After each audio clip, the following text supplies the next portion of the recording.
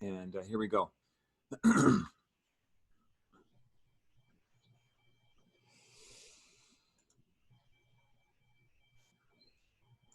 there a way to split screen this so that I have viewing options? No? Okay. There should be in your top corner, there should be some options there for you. No? Side-by-side mode? Yeah.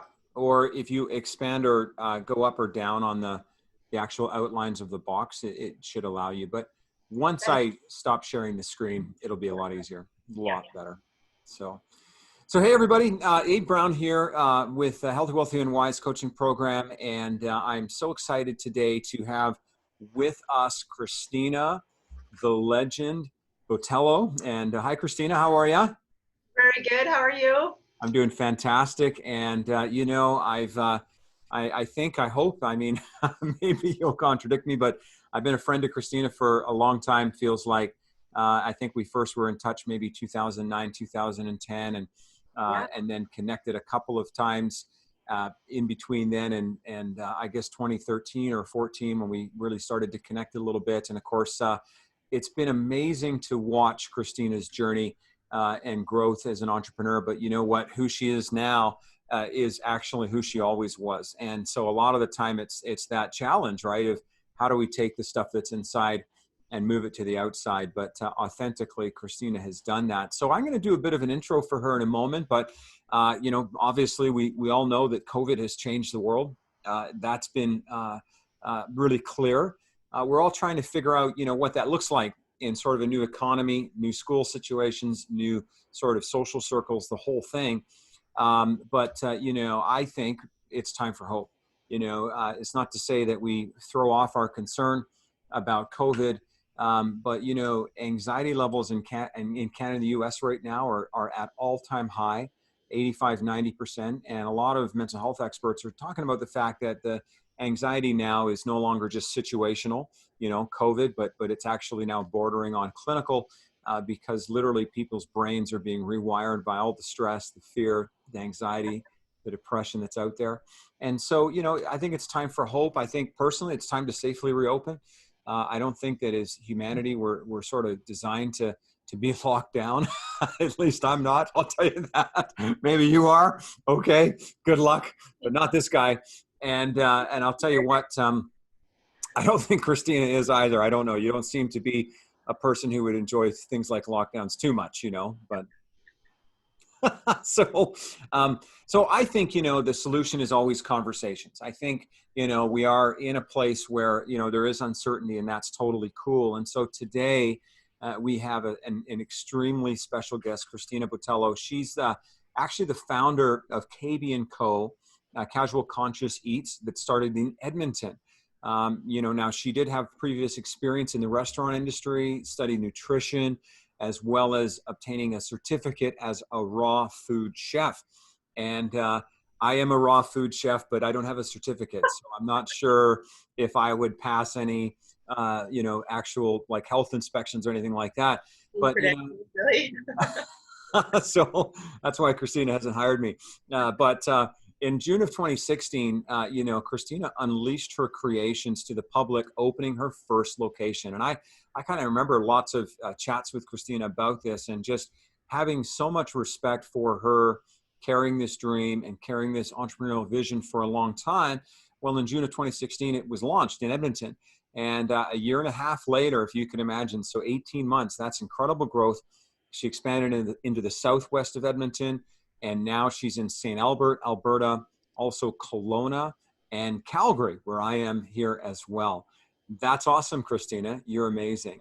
And Kristina is a passionate person. She believes in what she does and is really passionate about the benefits of a plant-based diet and its contribution to your overall health. So Kristina, welcome. Thank you for being here today. Yeah, thank you for having me. So Kristina, how are you doing? What are you up to right now? I'm doing great.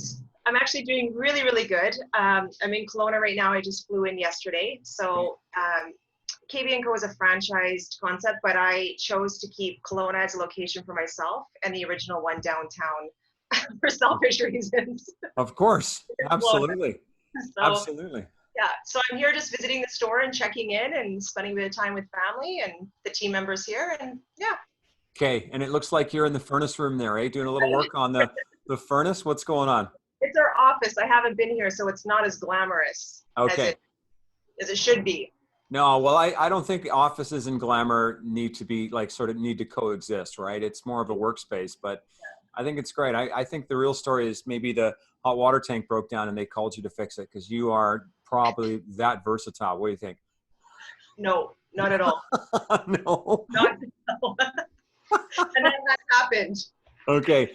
So, Kristina, honestly, I kind of read your bio and I just have so much respect for you. You're one of my heroes. And I would just let everybody know kind of, a bit about your journey, kind of how you got to where you are today. I mean, to go from 0 to 5 locations, and I know you have plans to continue to grow and to continue to expand in the middle of a global pandemic, right? And yet life wasn't always easy for you, right? I'm not saying it is now, but tell us a little bit about kind of the journey, because that's where the power is, I think. Yeah, where to begin with that? Where should I start with that? That felt like it was a I know. broad. Well, I mean, why don't you take us back to day one, Kristina? Day one. Well, as you mentioned, I'm a very passionate person, very passionate about health and wellness in all areas, as you know. I've taken Abe's life coaching course, actually. Yeah. That's how we first met, yeah. So anything health and wellness, specifically in nutrition and food. So I kind of explored that while I was still working I was doing commercial leasing for Oxford Properties years ago. So while I was working with that, I was also getting my feet wet in the whole like nutrition world and studying that and switching over to a plant-based diet myself due to health issues that I was having, just gut-related issues. And the more that I was eating plant-based, I just noticed I just started feeling better. And I mean, good skin, feeling better, more energy, all of those things. So as you know, my background is in restaurant. From the time I was in my 20s, I was involved in a Quiznos franchise, if you can believe that. So I've always been in restaurant, very passionate about, food and exploring, that and meal preparation and studying that and then taking raw food certification courses. So I think it just, while I was working corporately, I just kind of had this like side dream, like maybe I should open a business of my own, and offer this kind of food. I know if I can make it, taste good and be good for you, I'm sure that people would love it. So kind of around, that was in 2014, 2015, I decided to quit my full-time job and just, pursue opening my first location. It took about a year to do it. Had no money, had no idea what I was going to do, how I was going to pull it together. Opening try not to use the word vegan, but essentially by default, it is a vegan concept. Opening a vegan concept in downtown Edmonton was daunting to say the least. So high risk. But I did it. I pulled it together. Opened my first location in 2016. It's just so amazing. So, I mean, you had this dream, you had this vision, obviously you had this personal experience, right, with a plant-based diet. And so, talk a little bit about that, because, I know that it's certainly grown in sort of awareness, but for people who might not kind of understand, tell us a little bit about that sort of side to this whole thing. I think that for me, it had a lot to do with just getting back to whole non-processed foods. I have 3 kids, and at the time they were, in their early teenage years, and my youngest was, I think, 8 or 9 around the time, about 8 years old. And so I just, as I was studying nutrition and eating cleaner myself, and obviously feeling better and reaping the benefits of it, I really started to kind of hone in on this, like, we should be making our food from scratch. We should be doing as much as we can to eliminate processed foods and packaged foods. Okay. My kids today will say that they were extremely deprived growing up, because they were out and wanted, so I'm just gonna, they they wanted, the fruit snacks and the juice boxes, and I wasn't having any of that. If they wanted juice, I was going to cold press their juice. If they wanted, they're going to dehydrate apples and bananas and stuff. So for me, it was just getting back to non-processed foods, which is really plant-based by definition is whole non-processed foods. Right. Yeah. So I think at the time I didn't really understand myself that, the term plant-based. I just knew that we needed to start eating more whole foods. Okay. And it kind of morphed into this plant-based when I learned that it was more about just, a plant-based diet. I remember at the time explaining to my designer, like working with my marketing team and branding team, I kept referring to plant-based. At the time, this was about 5-6 years ago. They were like, what does that even mean? What does that even look like? Because it wasn't really a thing back in the day. No. Right. I mean, I remember you explaining it even to me, right? And we went to a couple of restaurants where I could see it in action, and not a sort of a quick or a fast serve concept, but nonetheless, it really helps. So, what kind of health benefits did have you seen in your life or the lives of maybe some of your customers at your restaurant, or even talking about your kids, right? Like that's worth thinking about if you can see an impact on your children, right? So, what have you noticed? Well, I think for me personally, as I mentioned, I had some pretty severe gut issues. Right.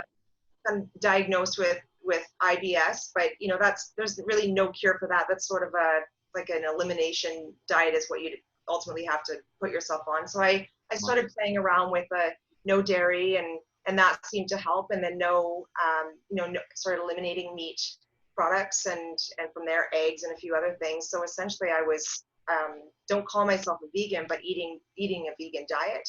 Wow. For myself, my gut issues have been, to me, completely cured.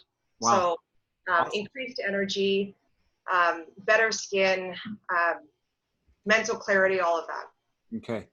That's awesome. And so, it'll keep going. And then for kids, right? Like what did your kids notice? Well, I think same thing. It's hard to say how they're reaping the benefits at such a young age. Right. I just think it feels good knowing that you're giving your kids whole non-processed foods, right, as much as you can. Right. I think that's something that I think when you're younger, I think it's going to become more preventative health than anything. Yeah. I think there's so many allergies out there, newer allergies that keep popping up. I mean, the gluten-free market is just insane right now, and there's more allergies with soy, and there's lactose intolerant, and meat's becoming harder for people to digest. So, yeah. So then, tell us a little bit about the sort of the journey from a business perspective, because you talked about, having this dream, quitting your job, like that's huge, right? I mean, you have kids, right? So it's not like that would have been easy. And then having no money, right, to start this thing. So, what did that sort of whole business journey look like? Oh, Abe. How real are we getting? How raw? It was a very, very difficult time. If I'm being completely transparent, and I want to be here, it was a very challenging and difficult time. I quit my job out of nowhere, no warning. My husband at the time had just gotten a job working commercial real estate at 100% commission. Yeah. So that didn't add to the stress. I can't help but feel like at the time I had a really strong knowing and just sense of having to do it. I had to do whatever it takes to make it happen. So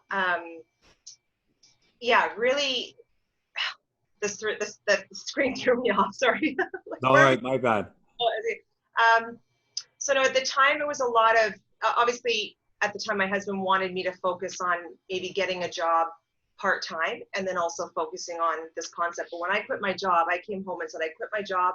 I'm going to pursue kb&co full-time. I'm going to put all of my efforts into that and focus on that, which was obviously scary for somebody who's just working for commission only. So honestly, it was a struggle in the sense that we weren't paying our bills.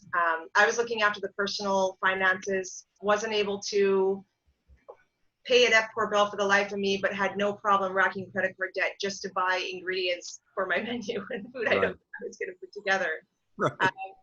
I had interviewed in that. So in total, I had about a year and a couple of months off.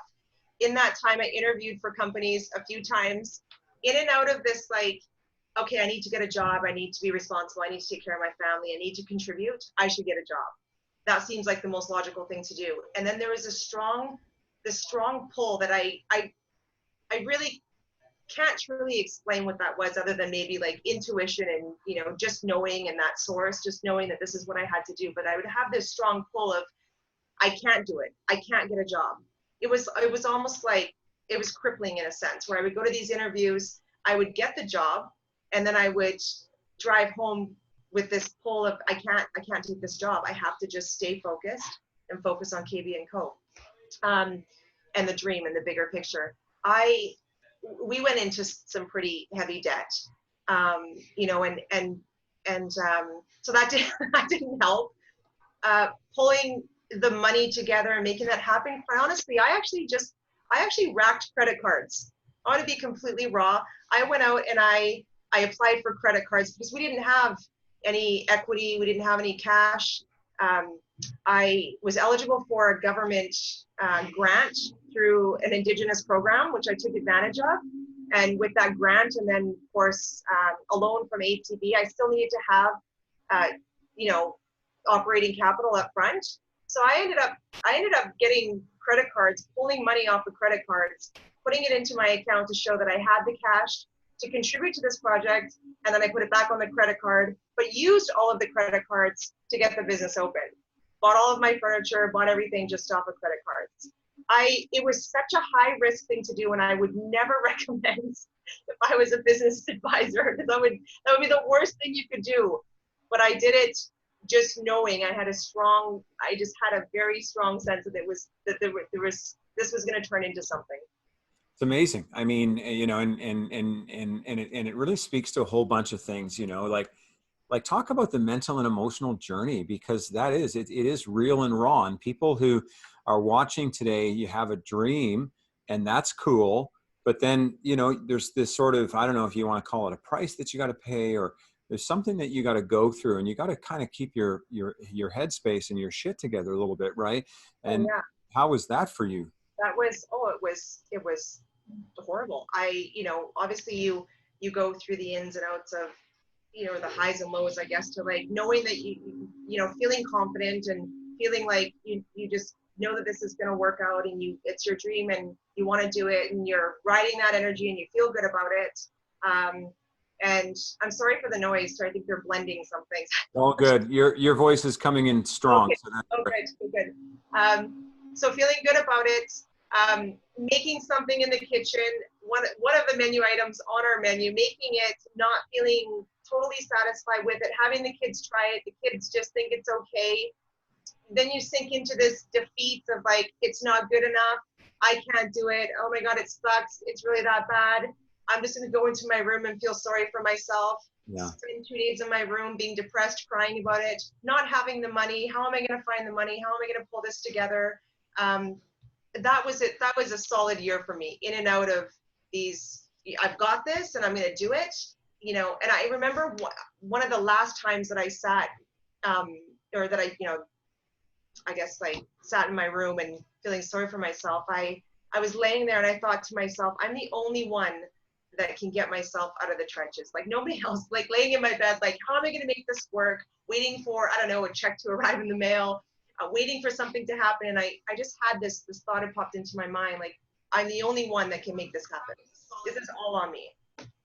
So get your shit together and yeah, make it happen. So, you know, I mean, I just love you sharing that, because I think, you know, we do have to get real.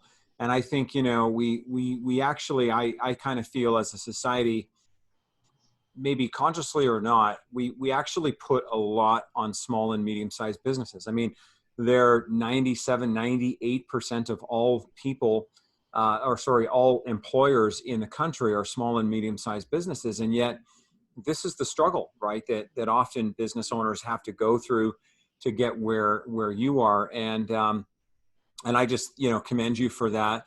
I think, you know, I'm glad that you shared that there was maybe a government thing you could tap into, but but I personally think we need more of that, right? If we want people to unleash their creative potential, you know, I'm not saying we need to make it easy for them, but we certainly don't want it to be so hard what you went through, because that's almost, that would discourage sort of normal people, right? Right. Oh yeah, no, it would. Yeah, for sure. So you're abnormal in a great way. So one of the questions, you know, from the audience here is just, you know, how did you press forward in the risk and struggle while keeping positive peace with your husband and kids? So I don't know how much of that you want to answer, but that's up to you. Oh, well, my kids have always been really supportive, and obviously they were a little bit younger, so I think there was a part of it, they didn't really know what was going on, obviously from like a big, like an adult level in terms of the finances, right? Yeah. So they didn't really know what was going on. They definitely were witness to a lot of the highs and lows, and me being sort of in a depressed state for sure. My oldest though did say to me, one day when I felt really defeated and said, you know what, I can't do it. It's not going to work. And I don't think really I at the time had a lot of people really rooting for me, including my husband, who was a great guy. But I think from his perspective, it was more about risk, right? Like, Kristina, we're racking all this debt so that you can buy walnuts at a nuts are expensive, and cashews, and our actually at one point our EPCOR did get shut off, and we lost our water and power for the day. But All for the nuts, eh? right, yeah, right. It's for the greater good. I kept saying, just trust me, just trust me. I think his reasons for, I don't hate to say that he wasn't supportive. I think his reasons were validated. Yeah. It made sense. They were logical. I get it, but it definitely put some strain on my marriage, for sure, because I had a lot of guilt as well, right? Like, I wasn't contributing to the finances anymore to our family. Sure. I think I did put a lot of stress on him. As I mentioned, he was working in a commission only. Yeah, that's tough too, right? So there was a lot more stress on him, and I wasn't, and I know his world a bit in commercial real estate, and I wasn't available to support him and help him. I was so fixated on just making this concept work and putting it together. So I have to say, full transparency, like, it did put some stress on our marriage. We are business partners right now. So actually, he's here helping out with Kelowna. Nice. Right now, but it's been a struggle for sure. Not gonna lie. No, I mean, and I appreciate you sharing that, because, you know, I think that whenever people do have this goal or this dream, there are those different lenses and perspectives, and it's not even about one is right and one is wrong. I mean, your perspective obviously is right, because it's the dream, it's what your heart's telling you to do. And I mean, you know, he, you know, is looking at it through the lens of, you know, the family financial picture, which is also, I think, what you'd want, right? I mean, I think you want both. Imagine if he was like, who cares? Just, you know, let's get another credit card. But you're both right. And I like the way you've resolved it. And I like the fact that, you know, it's sort of like, hey, this is the choice you made. You had the courage to pursue it, and good on you for doing that. So now, right now at this moment, how are you guys doing? Not the relationship, I mean the business, and what are you seeing kind of moving forward over the next few months? Hey, Abe, I have to say the businesses are doing amazing. Awesome. I have to say that it wasn't until just last week that I had a holy crap moment where I just sat back, soaked it all in, and really felt proud. Awesome. I'm a bit of a perfectionist. Yeah. I can't say that I've up until last week that I've felt proud or even felt successful on some levels. I feel like there's still more to do. Right. I think that's the overachieving in overdrive, the perfectionist like part of me that just feels like it's not good enough. I could do better. So it wasn't until last week when we opened our Calgary store. Okay. On the 20th of July, and I just like sat back and thought, how the hell did we open a store, our 5th location, during a pandemic right now? Just amazing, eh? Wow. Yeah. Fantastic. Yeah. Yeah, as you know, 5 stores opened. They're all doing really well. We opened our Kelowna location March 16th. Okay. It was a Monday. I Yeah. was here 10 days prior, setting up the store, training the staff. There was some discussions around COVID, and I tend to do one of these like blinders. I don't care about what's going on the outside. I'm kind of in my own bubble, my Yeah. own positive, happy bubble. So I wasn't paying too much attention to it until we opened on the Monday, and some of our staff said, "Yeah, I think this COVID thing is a real thing. It's happening. I think they're saying we should stay home." Yeah. Yeah. So I laid them all off on the Tuesday following, and I stayed here and I worked it myself. So awesome. And so, you know, just a couple of quick questions that like in Kelowna, where's the location in We Kelowna? are at the Shore. It's a new development over in the Lower Mission area. It's Okay. right across the street from Jarrow Beach. Okay. And then in Calgary, your location is? Mount Royal area on 16th Ave and I want to say 6th Street. Okay.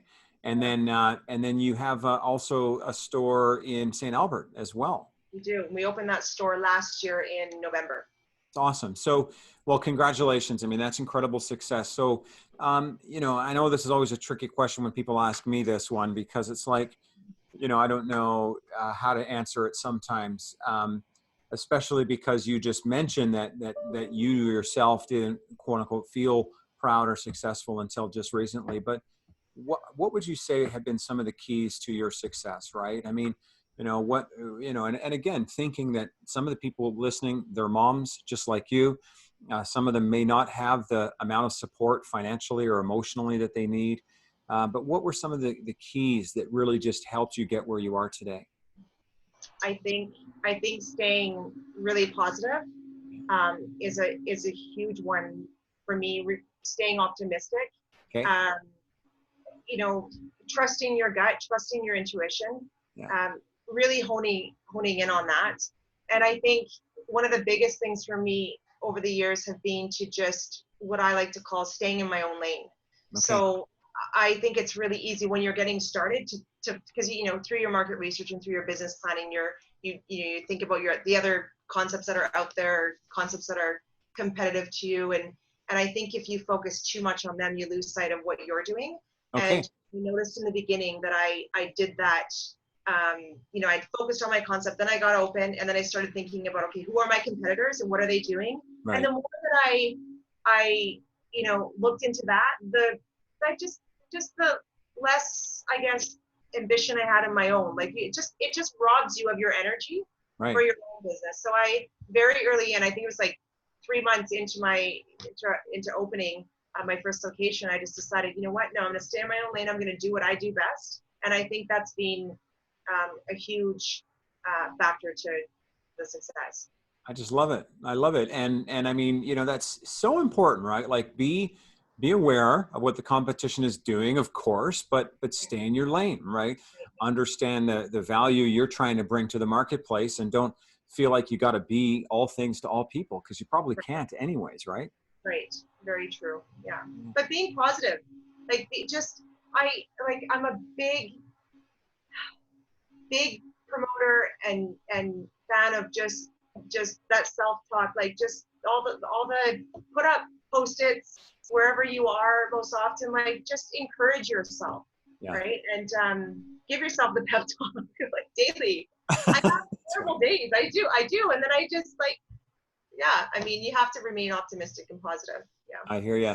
So, you know, maybe you can maybe make our mouth water a little bit here, because I know you're the creator. Maybe, I know when we were talking years ago, I remember looking at some of your recipes with you, you know, and I don't know if you still create all of them, but tell us about some of maybe the best sellers that you guys have in your locations. Okay, well, my personal favorites, all of our avocado toasts are amazing. Okay. We have an avocado toast that has an olive tapenade. Oh. Yeah. Okay. So avocado, olive tapenade, and then a hemp seed pesto drizzle, and then sprouts. Okay. That's a really, really popular item as far as avocado toasts go. Yeah. One of my favorites is the BLT. So smoked coconut bacon hemp seed Wow. pesto, avocado, date jam, and our in-house mayo. We're making our mayonnaise in-house now. Wow, that's awesome. So tell me about the BL. So the bacon is made out of coconut. Did I hear Yeah, that right? yeah, coconut flakes that we get in raw, Yeah. and then we marinate them with a bunch of seasonings, Okay. and then we bake it here in the stores. Now, my wife and her family, they own hectares of coconut trees in the Philippines. Okay. So just letting you know, if you want me to go over there and pull some coconuts down and bring them over here, I can do that for you. Okay. Yes, please. I'll smoke them here and send it back to you. Okay. So, and then, and your concept is it's still sort of focused a little bit on the quick serve. In other words, you don't have to come in and spend hours and hours to get a good meal. You're doing high quality stuff. So tell us a little bit about that. Yeah, so just grab and go Okay. mostly. Yeah, Cool. we have a pretty extensive menu. There's 15 smoothies and 6 salads and 4 wraps and sandwiches. So it's kind of a lot. We have waffles, all day breakfast, avocado toasts, and then a display case full of raw, delicious, chocolatey cookie treats, bars, bites, all of that. Yeah. Did you ever connect with my friend Gil from Broken Yoke, Gil Carlos? I did. I think I'd reached out, and then we had Okay. to connect. Well, we got to hook you guys up because Yeah. he's just such a great human being. You're going to love him. I mean, their concept is quite a bit different, but they've also experienced quite a bit of success in the middle of all of this, and just a heart-centered guy. So one of the things I've always noticed about you is that you're a pretty heart-centered. I would almost say kind of spiritual person, really paying attention, of course, to holistic, like physical fitness, mental, spiritual. I think that's one of the keys to your success. At the end of the day, I don't think it's about your business plan. I think it's about your mindset. And I think it's about how you care for yourself. I've seen a lot of business plans that went nowhere because there was the wrong person executing. And I don't mean that anyone is the wrong person, but what I mean is they weren't in the right headspace. They weren't taking care of themselves. And when the pressure came, what happened? Well, the first thing to go out the window is the business plan. So tell us a little bit about some of your own sort of self-care habits, like things that you do just to keep you healthy, right? Yeah. Well, I am. You're right. I mean, you touched on that. I'm definitely more on the spiritual side. I'm a 5 a.m.er. Like, are you down to? I feel like you're a 4 a.m.er now. I've been a 4 a.m.er since I was 16. So for the last 3 years, because I just turned 19 a couple of weeks ago. Yeah, no, of course. Right. Happy birthday. Happy belated.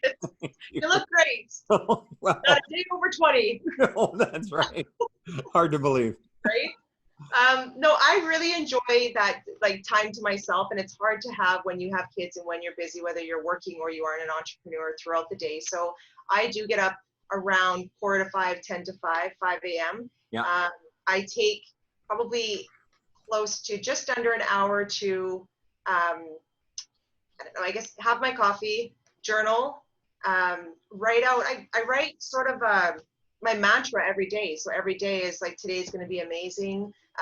Great things are going to happen. I am worthy of all good things. So I kind of have that self-talk going on every morning.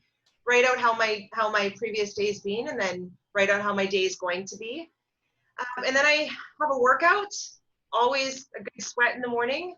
And then I try to get on with my morning around 8:39 when I commence with work. But my personal time is really, really important to me, and I am off if I don't get that in any day. It's really hard for me not to. Yeah. And you also have a great sense of humor, and I think besides the all of those other things, I think that's important too, right? You just have to laugh at yourself, at the situation sometimes, right? No, you really do. It's funny, the old like the live, love, laugh. I mean, so I really do 100% believe that that's how we need to live. And it's such an old cliche, right? I remember when that came out, I think I might have been the person that bought like the live, love, laugh pictures of them in my house in like 2002 or whenever it came out. But is it still there? I still, no, that's too tacky. Now I just keep it up here. But yeah, no. If you need cheesy, you can just get on the phone with me, right? But right? I'll bring the cheese. So one of the other questions kind of from the audience was, how do you balance the perfectionist side of yourself against just sort of the need to kind of live in the real world? Because that's a challenge too, isn't it? Right. I mean, it's great to be a perfectionist, but sometimes, you just can't be because it is what it is. So how do you navigate that? I guess I've learned, recently that, yeah, that I can't be, but I'm still going to try. Okay. So I know it's not going to be, but I'm still going to aim for that. And I'm going to be, I guess what I could, say is just be less hard on yourself about it. I think that's what you have to do is just try not to be as hard on yourself if you don't reach that. But I'm still going to strive. I'm always going to want a 15 out of 10. Yeah, I hear you. Me But too. I recognize that that's not realistic, Yeah. and I'm going to be gentle on myself. I love it. And you have to be, right? Because let's be honest, the world isn't always that gentle on us, and social media can be pretty brutal at times too, right? So, Yeah. I guess a couple more questions. How, I guess for you to succeed, it's obviously not just about you, but I think you've also been really good at building teams. And I mean, obviously, like every location is a team, and there's a culture around that. So maybe give us a little insight into what has worked well for you there. Hiring people that are smarter than you. Okay. Which, if you're me, is not hard to find, right? Because 9 out of 10 people are smarter than me. So easy. I'm like, yes, you're a numbers person. I like you. Right. I think, obviously like passion for the same, the same lifestyle. Yeah. You don't have to be plant-based. I don't know it. I think our Southwest location in Edmonton is the owners there are plant-based. The other locations, they're not fully 100% plant-based, but very passionate about, the whole food movement. So passion, bringing people into this concept through the franchise model or on the corporate side of things, I think you have to be passionate. I think you have to have a sense of humor. Absolutely. I think I'm a all fun 9 out of 10. Like I just want to have fun 9 times out of 10, and then we'll work a little bit. Yeah. I think that helps. You got to have a sense of humor, and yeah, I mean, I love bringing people on that have more skill sets and knowledge than I do around certain things. Love it. I couldn't do this alone. No, I hear you. And I love what you said, right? I mean, hire people who are smarter than you, make sure you have fun, make sure that you, really build that sort of sense of camaraderie. So are you still, like if somebody's watching and they're like, well, maybe I'd like to get a part of that, team, maybe be a franchisee or something like that. What, is that an option? How does that work for you?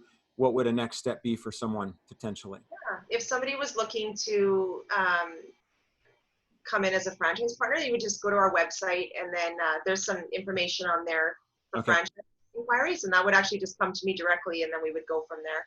Okay, cool. And then what about, getting in touch with you? Is that the best way, just on your website? I mean, your Instagram, KB and Company, right? But website is also good, right? Yeah, website, Instagram. My email is Kristina at kb&company.com. That's on the website as well. Yeah. Okay. So you're pretty easy to hunt down, eh? Yeah. Probably too easy, actually. What's that? Probably too easy. Yeah, no, that's really cool. And do you have any immediate plans you can share with us to expand, in the next year, or are you still working that through? I was still working it through. The Calgary location had been in the works for about a year. Okay. So, because it was an essential service, we just decided to keep moving forward with that over the last few months. We've had a lot of interest over the last month with franchise inquiries. Yeah. But again, it's just finding the right partner. I'm not interested in a very quick grow this big with the wrong people. Yeah. I think that's a long-term disaster. Yeah. Quick term gain and long-term pain kind of thing. So we, for those who are interested, there's a process, and I really want to get to know you as a franchise partner. Yeah. And also when it comes to locations, we're not going to put this up on every street corner. We're not going to, hurt our franchise partners in other areas just to grow this quick. And I love it.